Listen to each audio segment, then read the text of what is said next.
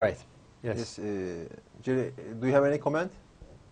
Um, well, I want to, the education, when you're talking about how we can help the leaders of the different nations to do a better job.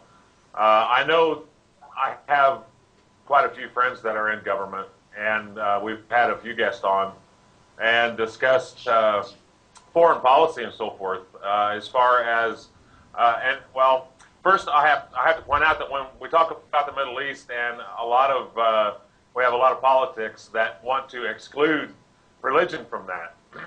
I think that is a big mistake because there are a lot of people, especially in the West, that don't realize that the Middle East religion.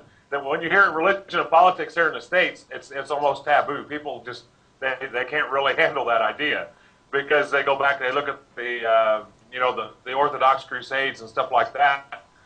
You go back to the Salem witch trials and they say, well, all this stuff was religion. This is what religion gets governments. But that is not today's world. There are a lot of people in leadership positions today that I think need educated too, as far as what is going on in the Middle East. Because I know a few political friends of mine I've talked to, they really are very narrow of the view when they come to talking about the Middle East or foreign policy. They really don't know a whole lot about the Middle East. And I think this is one problem that we have with our political leaders, and not just in the U.S., this is worldwide, that these leaders also need to have a good education of what the other cultures are, and not just how the religious outlook is in those cultures, but how the social outlook is in those cultures. Because, like talking about the Middle East and not talking about religion is like talking about swimming without talking about having any water. I mean, Right. it's I guess the word would be faux pas, because I think it's a big mistake not to do that. You cannot just discount that much of a culture that is that big in the politics. A lot of people will say, well, religion doesn't have anything to do with politics. Well, religion affects politics. That's just a reality. And to say it doesn't is to pretty much, I think, ignore a big side of where that influence politically comes from worldwide. The Well, same way, there are a lot of things that affect the politics and the way the nations get along that a lot of people will say, no, this isn't a problem, and yes, it is.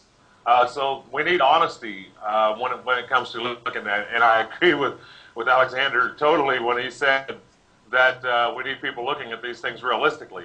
And the, there are a lot of people that call themselves Muslim or call themselves Jews or call themselves Christians, and anybody can take a title. But without living that religion and without showing other people that religion, without bigotry involved in it, I think that is where we get a lot of the problems. And a lot of this is from Romanticism, and this is from being taught from a young age and from coming up in cultures or in families where Romanticism is actually taught. Like, if you're going to be a good Muslim, then this is what you have to do. If you're going to be a good Jew, this is what you have to do. If you're going to be a good Christian, this is what you have to do. But with the people that are being taught this, I think, and a lot of the problem we're having is they're not being taught to go by the books. They're being taught by other people that are putting their ideas into this. So religious education across the board is very important. I think whether people are religious or not, people need to take a realistic approach at religion and realize that it is real. It's a fact of life, and the more that people know about all of the religions, especially the three Abrahamic religions, the more they know, the more they can understand, the more we can work together. And we also, there are people, there are groups in Nigeria. We have Impact, MPAC, which are bringing Muslims and Christians together in their works. They're having services together, they're having dinners together, they're having meetings together. And I think a lot of this needs to go on a lot more around the world. And it is something that is spreading around the world. It's just very slowly. I think the last few years we've seen more of this going on than we have previously, which is a good thing. But above all, the most important thing here, whether they're political leaders, religious leaders, or in the family, it's got to be education.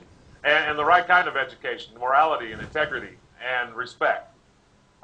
Without realizing another person's religion and respecting that, all you're going to get in return is the same in return. You cannot expect to get respect from somebody you're not giving respect to. You can not expect to force something on somebody without expecting them to force something back. So we definitely have to keep people educated and keep the lines of communication open.